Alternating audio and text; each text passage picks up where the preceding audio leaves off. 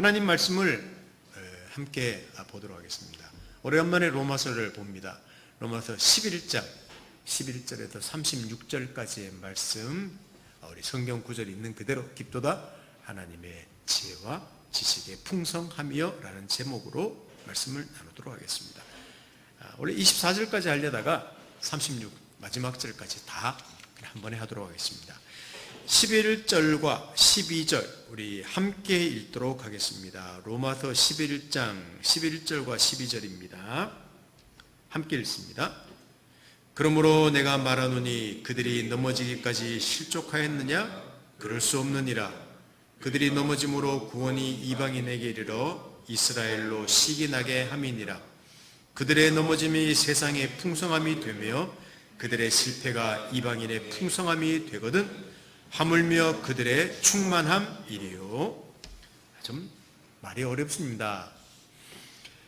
이스라엘 역사 속에 나타난 하나님의 일하심, 그 일하심에는 분명한 메시지가 있습니다. 은혜의 메시지죠. 은혜라는 메시지입니다. 그것이 로마서를 들은 분들은 기억하시겠지만 그 당시 지금으로부터 2000년 전에 로마에 있는 교회 안에 있는 두 부류의 갈등을 해결하는 실마리를 바울이 여러 가지로 권면하면서 마무리를 합니다. 그러니까 로마서 9장, 10장, 11장에 있는 이야기는 이스라엘 역사 가운데 하나님께서 어떻게 사람들을 부르시고 그들을 자기 백성으로 만드셨는지 그 일하심, 그걸 통해서 유대인들을 권면하고 이방인들을 권면하는 내용이에요. 오늘 그 마지막 이야기를 하려고 합니다. 그리고 그 다음부터는 로마서 거꾸로 가니까 1장부터 살펴보도록 하겠습니다. 오늘은 그 설교를 준비하면서 제가 2010년에 방영한 다큐멘터리 영화가 있었습니다. 회복이라는 영화가 있었는데 마음 같아서는 오늘 한번 같이 봤으면 참 좋겠는데 혹시 시간이 괜찮으시다면 예배 마치고 제가 한번 상영은 할 수 있습니다. 자료는 있으니까 참 한 번쯤은 기독교인이 보아야 할 다큐멘터리라고 생각합니다. 제가 그것을 지지난 주간에 한번 보았습니다. 그러니까 그 내용은 이렇습니다. 오늘 간단하게 그 내용부터 소개해드리면서 설교를 시작하려고 합니다. 지금 있는 이스라엘의 중에 예수 믿는 한 가정이 있었습니다. 근데 그 가정으로 하루는 소포가 배달됐어요. 사탕하고 과자가 잔뜩 든 소포가 배달되었는데 그 집의 아들이 그 소포를 딱 여는 순간 폭발을 했습니다. 폭탄이었던 겁니다. 비참해서 제가 그 사진을 발췌해서 보이지 않습니다. 그냥 거의 죽음 직전까지 온몸의 파편과 살점 떨어져 나가고 비참합니다. 물론 살았습니다. 근데 그 폭탄을 누가 그 집으로 가져왔는가 하면 어느 급진 팔레스타인 무장 세력 그런 게 아니에요. 또 이슬람의 극단주의자 그런 테러리스트도 아닙니다. 바로 동족인 유대인, 정통 유대교인, 그것을 신봉하는 사람이 자기 동족이 그리스도인이라는 하나의 이유 때문에 거기다가 폭탄을 배달한 거예요. 그러니까 그 다큐멘터리는 그것을 다룬 겁니다. 지금도 이스라엘 땅에는 정통 유대교와 기독교 사이에 얼마나 심각한 갈등이 있는가, 이 세상에 있는 종교 갈등 중에 어쩌면 가장 심각한 갈등이 있는 유일한 곳이라고도 할 수 있습니다. 이스라엘에는 예수 탄생 기념교회도 있습니다. 예수님 어머니 마리아가 아기를 낳았다고 하는 그런 어떤 또 교회도 있습니다. 예수님이 십자가를 지고 가셨던 길도 있습니다. 거기는 예수님의 기도 소리와 거친 숨소리가 배어 있는 곳입니다. 어디가요? 이스라엘이요. 그러나 이스라엘에는 예수님이 없습니다. 분명히 예수가 태어난 곳이고 예수가 활동하신 곳이고 거기서 하나님이 이 세상의 구원의 역사를 이루신 곳인데 거기 예수가 없어요 지금. 이게 이스라엘의 현실입니다. 제가 그 다큐멘터리를 보면서 발췌를 해봤습니다. 대담을 했어요. 그 인터뷰를. 유대인들이 한 말들입니다. 신약 성경요? 누가 쓴 건지는 모르지만 그건 진리가 아니죠. 또 다른 사람이 말했습니다. 저에게 묻는다면 예수는 틀렸죠. 물론 예수에게는 유대교가 틀린 걸 거예요. 저는 기독교인들이 잘못된 종교를 믿고 있다고 생각해요. 어떤 사람은 또 이렇게 말했습니다. 유대교는 하나님을 오직 한 분이라고 믿기 때문에 사람을 신격화할 수 없습니다. 예수가 사람이기 때문이죠. 그래서 안 받아들인다는 거예요. 어떤 사람은 이렇게 말했습니다. 그것은 기독교는 유대인에게 옳은 길이 아니에요. 토라를, 율법을 지켜야 합니다. 우리는 한 분 하나님을 믿습니다. 교회와 십자가는 우리에게 위협입니다. 우리에게 접근해서 우리 유대인의 삶을 빼앗아가려는 것이에요. 이렇게 웬만한 인터뷰하면 다 그렇게 이야기를 합니다.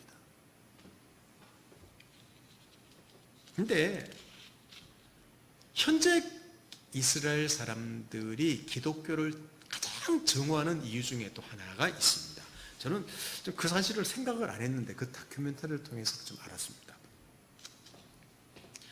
예수님이 돌아가시고 초대교회가 있은 다음에 한 100년 뒤에 기독교 역사 속에서 한 100년 뒤에 초대 교부들이라고 지도자들이 있었는데 그런 시대가 있었는데 그때 얼마나 유대인들이 핍박을 받았는지 몰라요. 기독교 역사 속에서. 왜? 유대인들 너희들은 예수를 십자가에 못 박도록 허락한 자다. 그래서 기독교인들이 유대교를 믿는 예수 안 믿는 사람들을 그렇게 죽였어요. 그게 AD 100년 이후에 있는 이야기입니다. 그 유대인들을 율법주의자라고 정죄했습니다. 로마의 국교가 됐습니다. 교회가 권세를 누리기 시작했습니다.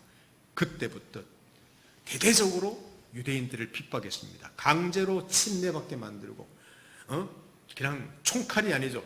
그때는 칼과 창이니까 강제로 개종시키려고 했습니다. 그런 아픔이 있는 사람들이 누군가 하면 유대인들이라고 합니다. 그 다큐멘터리에 다 나와 있어요.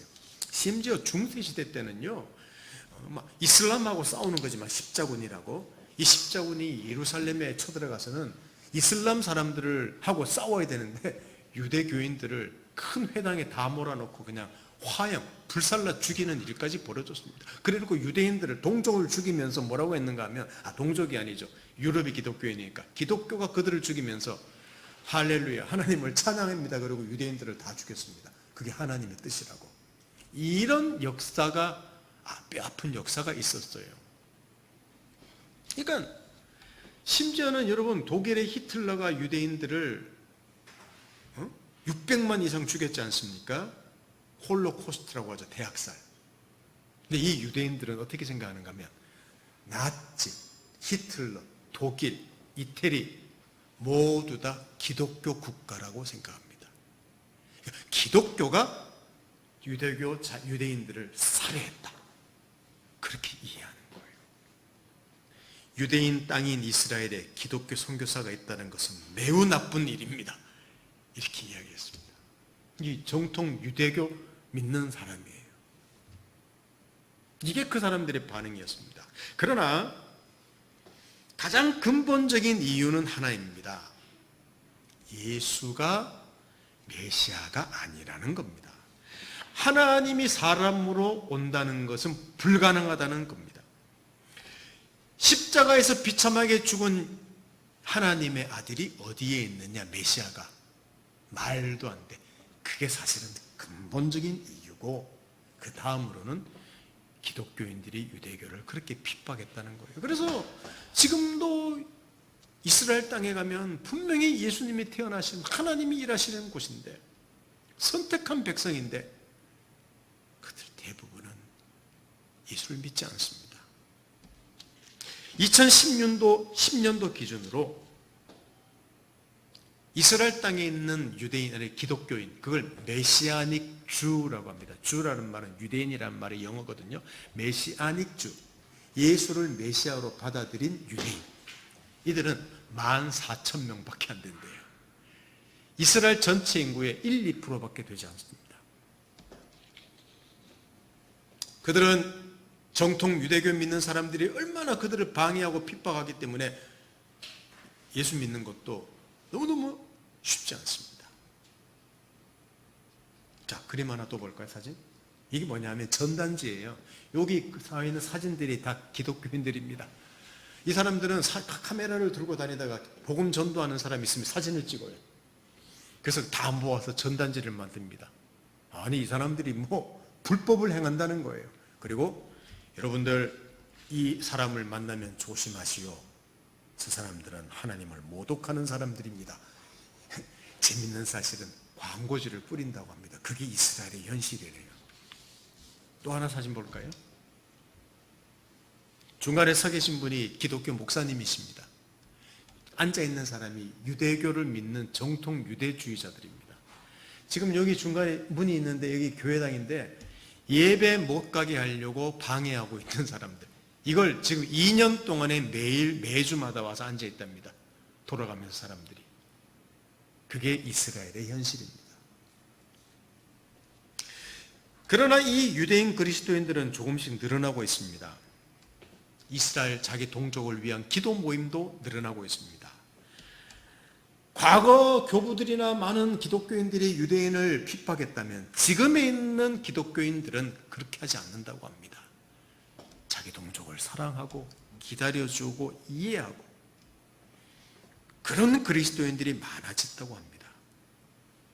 물론 동족들의 위협을, 죽음의 위협을 무릅쓰고 예배드리면서요. 재밌는 사실은 오늘 이제 11장을 살펴보지만 그 11장 내용이 그 회복이라는 영화를 보면요, 이 11장에 나오는 내용을 그들도 말하고 있었습니다. 무슨 말인가 하면 모든 이스라엘이 하나님의 백성이 될 것을, 예수 그리스도를 믿는 자들이 될 것을 14,000명밖에 되지 않는 그리스도인들이 간절히 기도하고 있는, 그것이 이스라엘의 현실이었습니다. 사진 하나 보십시다. 이렇게 전도 방법이에요. 플랜카드에다가 뭐라고 적었는가 하면, 저는 뭐 히브리어기 때문에 여러분은 모르겠지만 예수는 구원의 주입니다. 이게 히브리어는 예슈아, 예수를 예슈아라고 하거든요. 예슈아는 구원의 주입니다. 이렇게 사람들 앞에서 저거를 플랜카드를 들고 있습니다. 또 하나 보십시다. 이스라엘 왕 예슈아, 기독교인들이 모여서 손을 들고 자기 백성들을 위해서, 자기 민족을 위해서 기도하고 있는 모습입니다. 저는 보는 내내, 오늘 뭐 설교의 절반 정도 됩니다만 이 이야기가, 저는 오늘 이 다큐멘터리를 보는 내내 마음이 무거웠습니다. 솔직하게 말한다면 목사인 저조차 이스라엘이라는 나라를 먼 나라로만 이야기했고, 성경에 기록된 역사 이야기로만, 제가 설교하는 내용으로만 이해했지, 아, 이스라엘 땅에 이렇게 심각한 갈등이 있는 거구나, 이것을 저도 생각을 많이 못했던 것 같아요. 그리고 이건 이스라엘뿐만 아니라 현대를 살아내는 우리 그리스도인들 이야기이기도 합니다. 이게 우리 이야기예요.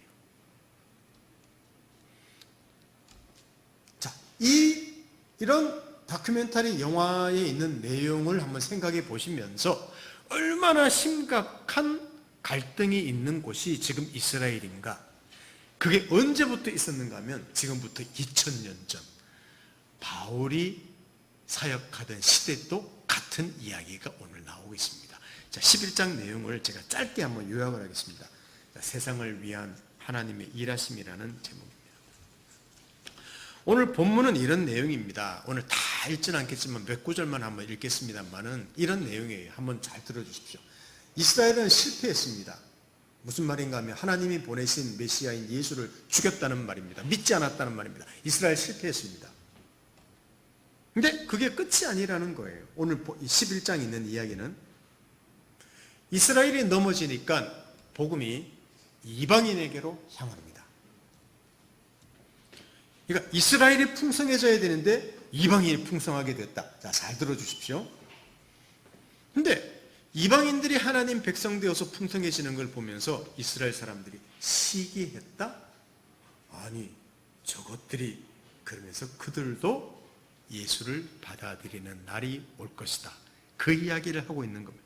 그러면 이스라엘이 그 나중에 예수 그리스도를 믿고 충만해지면 얼마나 이 세상에 큰 복을 가져올 것인가. 자, 이스라엘이 실패해도 하나님이 이방인을 풍성하게 하셨다면 만일 이스라엘이 예수를 믿고 풍성한 삶을 살 때 이 세상에 얼마나 큰 유익을 줄 것인가. 이게 오늘 11장의 내용입니다. 11장 15절을 한번 볼까요? 로마서 11장 15절을 한번 보십시오. 제가 읽어드릴게요. 그들을 버리는 것이 세상의 화목이 되거든 그 받아들이는 것이 죽은 자 가운데서 살아나는 것이 아니면 무엇이리요? 이게 무슨 말인가 하면 이스라엘 사람들이 실패한 것이 세상의 화목이 됐다는 말은 하나님께서 모든 세상에 있는 이방인들하고 화목하게 되었다. 그렇다면 지금 이스라엘 사람들이 예수를 믿고 하나님과 화목된다면 죽은 자 가운데서 살아나는 것, 아니 얼마나 죽은 자 가운데서 사람이 살아나는 것처럼 얼마나 위대한 일이 이 세상에 일어날 것인가, 그것을 이야기하고 있습니다. 이게 하나님의 일하심이라는 거예요. 자, 로마서 11장 17절을 한번 보십시다. 자, 같이 읽겠습니다. 로마서 11장 17절은 같이 읽겠습니다. 시작. 또한 가지 얼마가 꺾이었는데 돌 감람나무인 내가 그들 중에 접붙임이 되어 참 감람나무 뿌리의 진액을 함께 받는 자가 되었은즉. 사실 시간만 좀 있으면요, 그래도 그걸 하기 싫기 때문에 제가 짧게 하는 거예요. 이 11장 내용을 한 절 한 절 다 해석을 해야지만 11장 전체가 이해됩니다만은 그냥 오늘 서베이만 하는 것으로 대체하겠습니다. 11장 17절은 무슨 말인가 하면 그림이 하나 봅니다. 이게 네이버 블로그에서 가져온 건데, 나무가 있습니다. 감람나무란 말은 올리브 나무입니다. 참 감람나무, 진짜 좋은 감람나무가 있었습니다. 이건 이스라엘 백성을 뜻합니다. 뿌리가 있습니다. 이스라엘 백성의 조상들을 말합니다. 아브라함, 이삭, 야곱 이런 조상들을 말합니다. 가지가 있습니다. 수세기 동안 태어난, 그 이후로 태어난 이스라엘 사람들을 말합니다. 그런데 가지가 꺾였습니다. 무슨 말인가 하면 예수를 믿지 않고 하나님의 구원을 받아들이지 않으므로 그들은 실패했다는 말입니다. 밑에 참 감람나무 가지라고 있죠. 꺾인 가지들, 이거 지금의 이스라엘 사람들이에요. 그랬더니 하나님께서 어떻게 하셨는가 하면 돌 감람나무 가지라고, 야생 올리브 나무, 돌 감람나무 가지를 갖다가 붙였습니다. 접붙이는 원리입니다. 그래서 참 감람나무, 좋은 감람나무에서 진액을 빨아들여서 열매를 맺히게 했더라. 여기 야생 올리브 나무는 이방인을 말합니다. 유대인들이 믿음이 없으니까 하나님께서 쳐내시고 야생 올리브 나무의 가지를 접붙여서 하나님 백성이 되게 했다. 여러분, 이 그림을 통해서 11장에서 바울이 말하고 싶은 것은요, 지금 로마 교회는 유대인 그리스도인이 있고 이방인 그리스도인이 있습니다. 이 유대인 그리스도인들이 누군가도 말하고 있지만 이방인 그리스도인들이 누군가도 말하고 있습니다. 이게 너희다.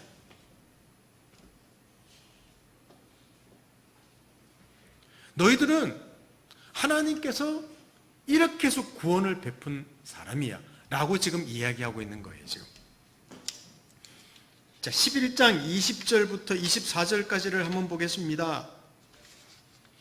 11장 20절에서 24절 봅니다. 제가 한 절, 여러분 한 절 읽겠습니다. 옳도다. 그들은 믿지 아니함으로 꺾이고 너는 믿음으로 섰느니라. 높은 마음을 품지 말고 도리어 두려워하라. 하나님이 원 가지들도 아끼지 아니하셨은즉 너도 아끼지 아니하시라. 그러므로 하나님의 인자하심과 준엄하심을 보라. 넘어지는 자들에게는 준엄하심이 있으니 너희가 만일 하나님의 인자심에 머물러 있으면 그 인자가 너희에게 있으리라. 그렇지 않으면 너희도 찍힌 바 되리라. 그들도 믿지 아니하는데 머무르지 아니하면 접붙임을 받으리니 이는 그들을 접붙이실 능력이 하나님께 있습니다. 같이 읽습니다. 내가 원 돌감람나무에서 찍힘을 받고 본성을 거슬러 좋은 감람나무에 접붙임을 받았으니 원 가지인 이 사람들이야 얼마나 더 자기 감람나무에 접붙임을 받으랴. 아멘. 이런 말입니다. 이 접붙이는 원리를 통해서 이런 말을 하는 거예요. 로마 교회 안에 있는 이방인 그리스도인들을 향해서 하는 이야기예요. 교만하지 말아라. 왜냐하면 지금 그들은 역사 속에서 기독교인들이 유대교 사람들을 핍박하고 업신여긴 것 지금 똑같이 하고 있는 거예요. 로마 교회 안에 이방인 그리스도인들이 에휴, 저희 아직도 예수를 못 믿어? 율법을 신봉하고 절기나 지키고 아유 참 무식한 것들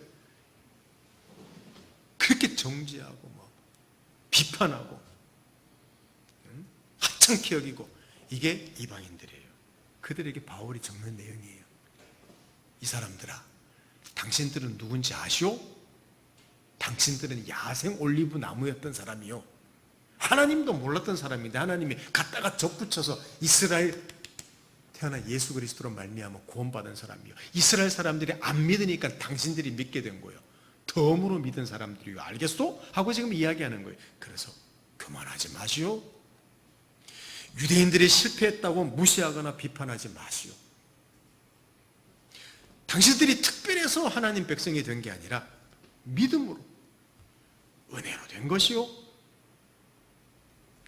전혀 배경도 없는 당신들이 하나님 백성이 되어서 복을 받았다면 하물며 율법도 가지고 있고 하나님이 선택했다고 하는 이스라엘 백성들이야 하나님이 한 방에 다 자기 백성 만들 수 있어 하고 지금 바울이 이야기하는 거예요.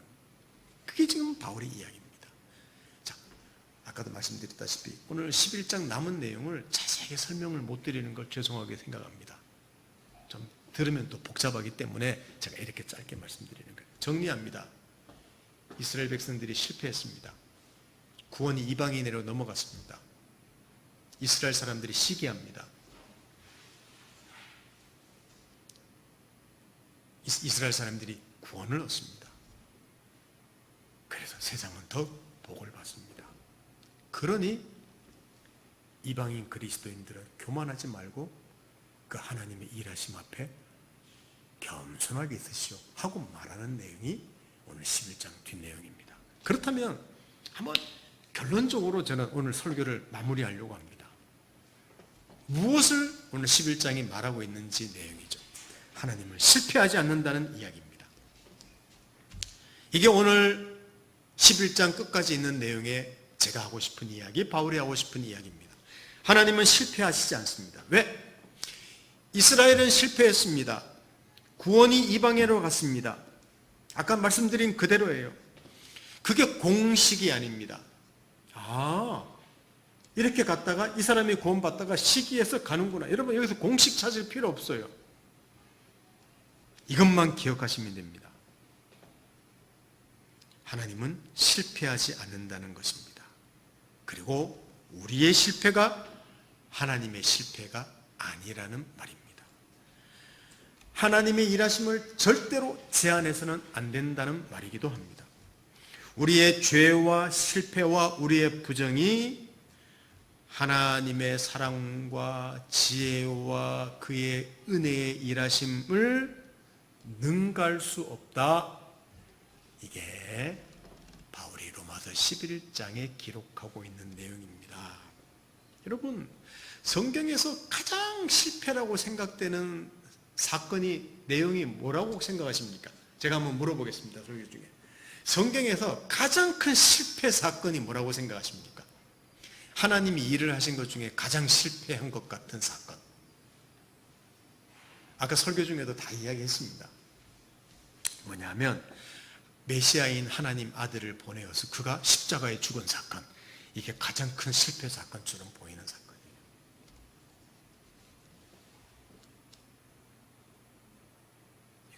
지금도 이스라엘 사람들이 예수를 메시아로 안 받아들이는 것이 너무나 당연한 거예요. 왜? 하나님 아들이 인간으로 왔다는 것도 이해되지 않지만 그가 비참하게 죽었다는 것, 이거는 도무지 받아들일 수 없기 때문입니다. 극악한 죄인의 형틀인 나무 십자가에서 죽은 것 아닙니까? 신명기 21장 23절, 이 율법이거든요. 요거 한번 같이 읽어볼까요? 자, 신명기 21장 23절을 같이 읽어보겠습니다. 우리 시작. 그 시체를 나무 위에 밤새도록 두지 말고 그날에 장사하여 내 하나님 여호와께서 내게 기업으로 주시는 땅을 더럽히지 말라. 나무에 달린 자는 하나님께 저주를 받았음이니라. 아멘. 여러분, 여기 보십시오.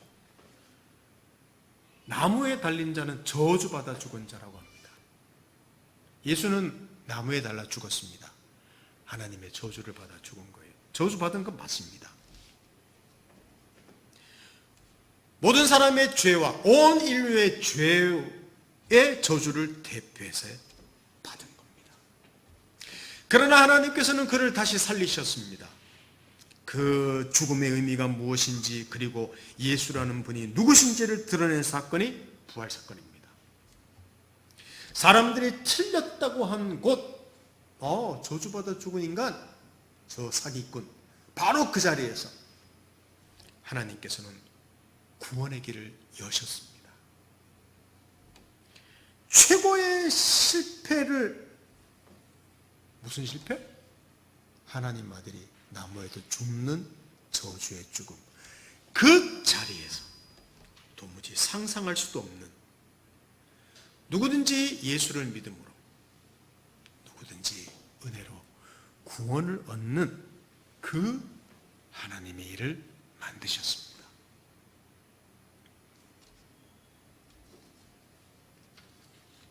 여러분, 하나님께서 이스라엘을 향해서 과거에 목적하셨던 바가 있습니다.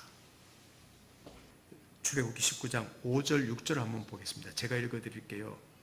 세계가 다 내게 속하였나니 너희가 내 말을 잘 듣고 내 언약을 지키면 너희는 모든 민족 중에서 내 소유가 되겠고 너희가 내게 대하여 제사장 나라가 되며 거룩한 백성이 되리라. 너는 이 말을 이스라엘 자손에게 전할지라. 간단하게 말하면 이 내용입니다. 과거 이스라엘 백성을 이집트에서 구출해내어서 주신 말씀인데, 이스라엘 백성들아 너희들은 제사장 나라가 되거라.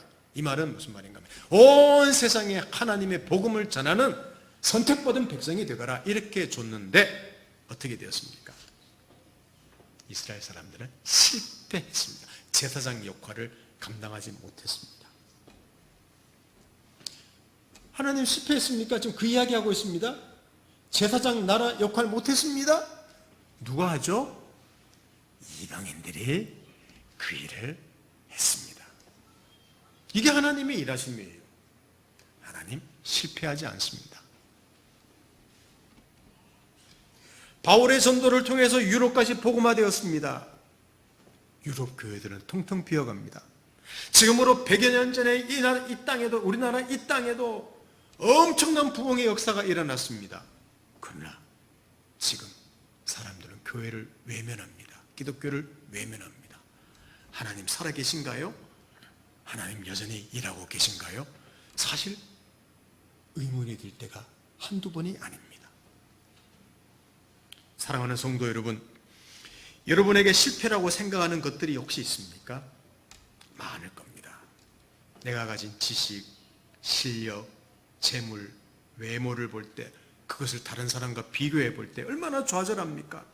다른 사람을 보면서, 주변에 있는 일어나는 일들을 보면서 얼마나 부정적인 생각이 많이 듭니까? 여러분도 그렇습니까? 저는 조금 의식 자체가 부정적인 면, 비판적인 면이 많아서 그런지 그런 부정적인 생각을 참 많이 해요.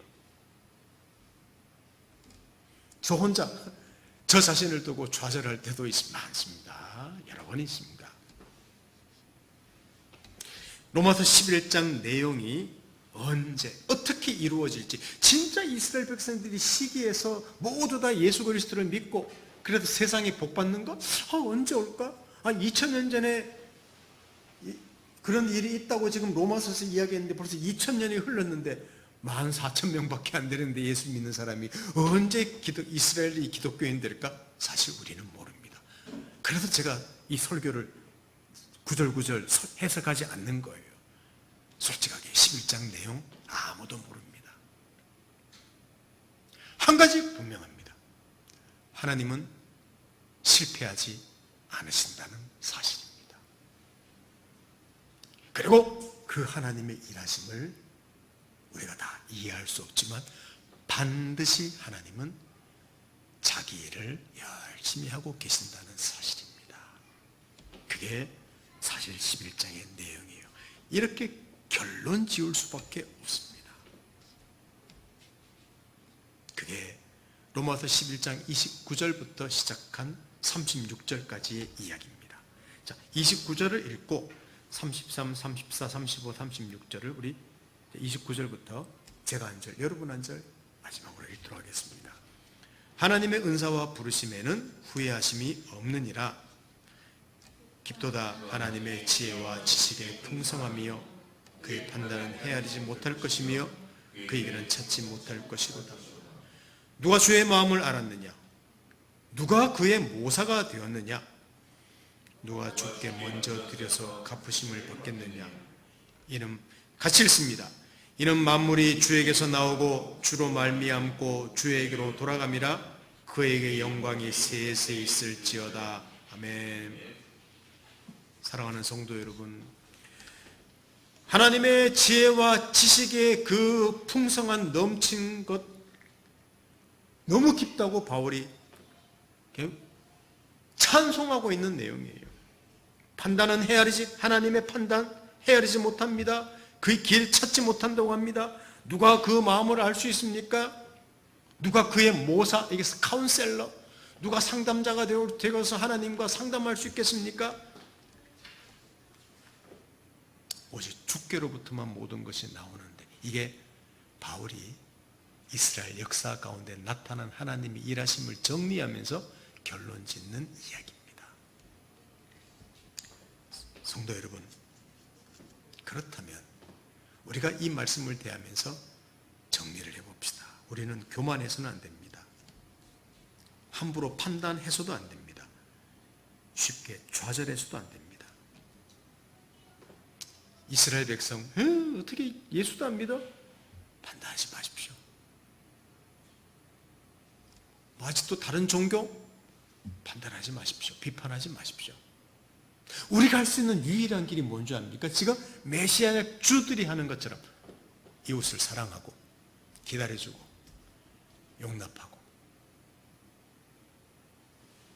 어쩌면 저도 그렇게 극단적인 제자 훈련을 하면서도 우리 아이들한테 참 부정적인 영향도 주기도 했지만 그래도 크게 강요하지 않았던 것이, 너 모임 안 나오면 죽어 하고 제가 강요하지 않았던 것이 지금도 저를 떠나지 않고 같이 여기서 예배를 드리고 있는지도 모릅니다. 그것도 하나님 은혜죠. 우리가 이 자리에 있는 것, 우리가 하나님의 백성이며 하나님의 말씀을 듣는다는 것, 도무지 상상할 수도 없고 이해할 수도 없는 일입니다. 2000년이 지났는데도 지금 하나님 이스라엘 땅에 15,000명밖에 없다고요? 메시아닉 주들은 그렇게 생각하지 않습니다. 하나님의 큰 일이라고 생각합니다. 하나님 할렐루야, 하나님의 크신 일입니다. 이렇게 생각하고 있습니다. 우리가 쉽게 이 자리에 있는 것 같아도 역사 속에서 얼마나 많은 사건, 얼마나 많은 사람들의 헌신, 하나님의 무한한 지혜와 사랑과 은혜의 일하심이 있어서 우리가 이 자리에 있고 이 자리에서 하나님 말씀을 듣고 있는지도 모릅니다. 여러분, 나만의 범주를 좀 벗어나서 이스라엘을 좀 향해 하나님이 일하시는 그곳이 있구나. 이 나라를 향해 이 나라에서도 하나님이 어떤 일을 하실까? 그리고 내 가족이나 주변의 사람들을 향해서도 하나님이 하시는 일을 조금 더 관심을 가지시고 하나님의 일하심을 기대하시고 기도하는 좀 넓은 사람이 되면 좋겠습니다. 너무 내가 사는 일, 그 일에 우리는 그냥 전념합니다. 그것을 벗어나서 내 가족을 보고, 내 이웃을 보고, 내 나라를 보고, 세상을 보면서 하나님이 이렇게 일하시는구나. 그들을 사랑하고 받아주며 기도하는 우리 세상을 품는 그리스도인이 되기를 예수님 이름으로 축원합니다. 함께 기도하겠습니다. 하나님 아버지, 감사합니다. 로마서 9장, 10장, 11장 바울이 로마 교회를 향해서 한 그 메시지가 이스라엘 역사 가운데 나타난 하나님의 놀라우신 일하심, 얼마나 은혜로 부르시고 은혜로 대하시고 정말 하나님의 실패 없는 일하심이라는 사실을 다시 한번 보여주었습니다. 교만할 수 없습니다. 좌절할 수 없습니다. 또 하나님을 기대하게 됩니다. 우리 자신들도 눈을 들어 이 세상을 바라보며 진짜 하나님을 믿는 사람으로 살아나가는 저희들 되도록 해주십시오. 예수님의 이름으로 기도드립니다. 아멘.